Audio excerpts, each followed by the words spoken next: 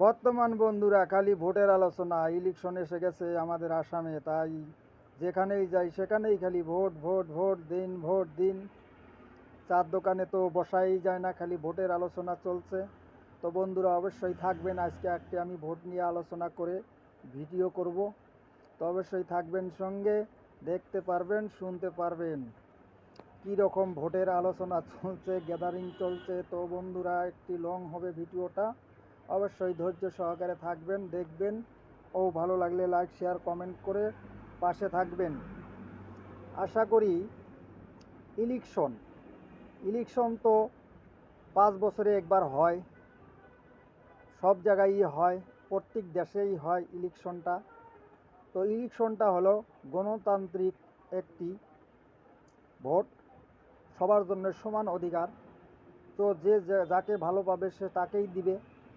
তো সেটা নিয়ে আমি কোনো রাজনীতি করব না, যে ওকে দেন ওকে দিতে হবে সেটা বলবো না, কারণ যার যেখানে মন খুশি সেখানেই দিবে। আর গণতান্ত্রিক হিসাবে চলতে হবে, দেশের বাসিন্দা হিসাবে, নাগরিক হিসাবে ভোটটা দিতে হবে, ভোট দেওয়াটা প্রধান। তো সবাই ভোটটা দিবেন, যে যেখানে ভালো পান সেখানেই দিবেন। আমি কারো দল নিয়ে কথা বলবো না, কারো পার্টি নিয়ে কথা বলবো না, কাউকে জোর করব না। তাই আমরা মন পছন্দ মতো প্রার্থী দেখে ভোট দিব। অবশ্যই একজন না একজন জয়যুক্ত হবে, আর আমাদের দেশের উন্নতি হবে।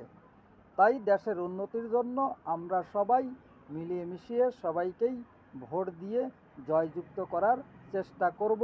তাই আমরা যাতে এই দেশের গণতান্ত্রিক নাগরিক হিসাবে বসবাস করতে পারি এবং নাগরিক টিকে থাকি। আশা করি বুঝতে পারছেন। ধন্যবাদ। আশা করি ভিডিওটা সবাই দেখবেন ও জানাবেন ভিডিওটা কীরকম হলো। ধন্যবাদ। হারা যেটা আছে আছে না নাই? হারা যেটা আছে তো যাকে দেমো ওই অবশ্যই জিতবে। তো এগুলা ভিড় চার দোকানত বসি গল্প করি লাভ আছে? অমুকে হারবে, অমুকে জিতবে, অমুকক ডিম, অমুকের ফিল ভাল, ওগুলা কয়ে কোনো লাভ নাই আছে। যাক দিবার দেবো, হ্যাঁ জিতবে। হ্যাঁ আমরা সরকারের সাথে আছি।